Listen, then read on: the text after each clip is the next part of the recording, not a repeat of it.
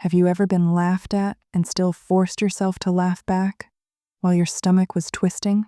When Ryan and I got married, I felt like I'd finally stepped into the life I'd always wanted. We were full of plans, road trips, buying a house, starting traditions of our own. We were partners, teammates. The first few years were filled with inside jokes and late-night talks on our balcony, wrapped in a blanket. He used to say, "We'll grow old laughing together, Sue." and maybe that's why I ignored the first signs, the small shifts in his words, the jokes that didn't land the way they used to, humor that felt a little sharper, and I didn't notice the sting until it hurt to laugh. "Hurry up, Susan. We don't have all night." I laughed. It sounded harmless, familiar. We were going to his cousin's engagement party, and I wanted to look nice. Just a few more minutes. I wore my earrings and headed down. We were actually having a good time at the party. We caught up with people we hadn't seen in ages. We laughed, enjoyed the music, took photos. But then, out of nowhere, Ryan turned to the group and said, "She took all the time to get ready, yet her face still looks patchy."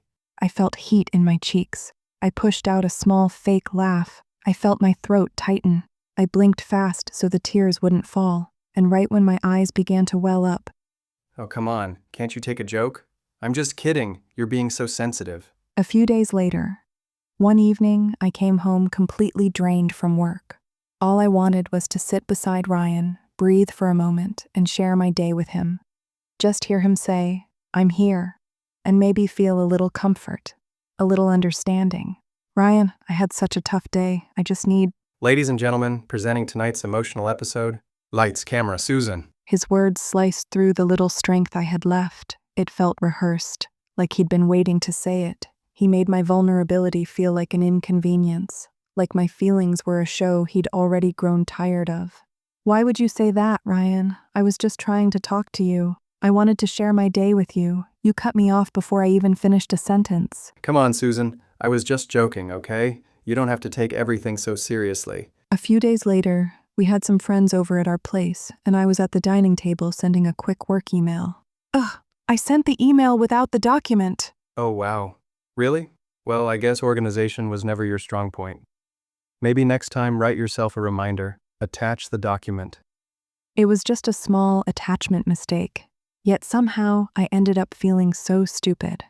I told myself it was a joke and pretended to ignore it. Then another day, I was in the living room trying to download an app on the TV, and it just wouldn't work. It kept buffering, freezing. Sweetheart, you have a college degree, but somehow the remote beats you every time. Honestly, Sue, how did you even graduate? My heart sank a little. His laughter made it worse. It's strange how a single sentence can make you doubt yourself. I told myself it was a joke, but actually it didn't feel like one. And then came a moment that happens to everyone. We had friends over at our place, and I walked into the living room with snacks. I caught my foot on the carpet and almost stumbled, just a tiny slip, but somehow it didn't feel so tiny afterward. I swear, if clumsiness were a sport, she'd be in the Olympics. She's adorable, but a walking hazard. See what I mean? You really have to keep an eye on her. She's a full-time hazard. I tried to laugh with them, but inside, I just felt exposed. It's strange how a single harmless joke can make your whole body shrink in on itself. I felt my cheeks burn as everyone laughed. Clumsy moments happened to everyone, but somehow, mine became a performance, and each laugh chipped away at my confidence. That evening, I realized these little moments were starting to feel heavier. One evening, after another round of jokes about my slow brain and my clumsy hands, I walked into the bathroom and closed the door quietly. I stared at myself in the mirror. My face looked tired, older, dimmer, and suddenly, I asked myself something I'd never asked before. When did I stop liking myself? I used to be confident. I used to love my laugh, my choices, my body, but somewhere in our marriage, my identity became the punchline. I replayed his words over and over. "You're so slow, you're dramatic, you're stupid." And I realized I wasn't hurt because they were jokes. I was hurt because I believed them now. His voice had become louder than my own. The next morning, something in me felt different. I felt clearer, calmer, firmer. A steady voice inside me whispering, "Now, speak now. Ryan, I need to talk." Oh boy, here we go again. I'm serious. Your jokes hurt me, Ryan. What? Sue, stop being dramatic. You always. No, just listen. I've laughed with you for years, but lately I've been laughing at myself. I don't feel respected. Your jokes aren't funny. They hurt. I didn't think you took it that seriously. You should start thinking, Ryan, because I'm done accepting anything less than respect. Come on, Sue. You're being intense. Stop talking and just listen. I'm being clear, Ryan, clearer than I've ever been. You don't get to humiliate me and call it love. You've been taking me for granted lately, treating me like a joke, and you didn't even bother to notice how small you were making me feel. If you don't understand boundaries, I can teach you, but trust me, you won't like the lesson. So let me spell it out. If you can't treat me like your wife, stop expecting me to act like one. And if you want me beside you, you will respect me. Susan, I'm sorry. I really am. I never meant to hurt you like this. Just tell me how to make things right. I'm listening. I want you to show up as my partner, not my critic. Think before you speak.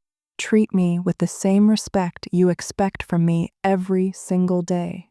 And Ryan, if you ever joke at my expense again, you'll learn very quickly what it feels like to live without me. For a long time, I thought staying quiet meant keeping the peace. I thought swallowing my hurt made me strong, patient, understanding. But silence doesn't protect you. Silence teaches people how to treat you. When you don't speak your mind, people start to believe you don't mind at all. They begin to think you're weak, that you'll just take whatever they give you. And the worst part? Even the people you love, the ones who should know your heart, can start treating you like a punching bag without even realizing it. But something finally shifted inside me, something small but strong. I realized that my voice matters, my boundaries matter, and that love without respect isn't love at all. Speaking up wasn't just about correcting Ryan, it was about choosing myself, claiming the space I deserve, and reminding my heart that it is worthy of gentleness. Always.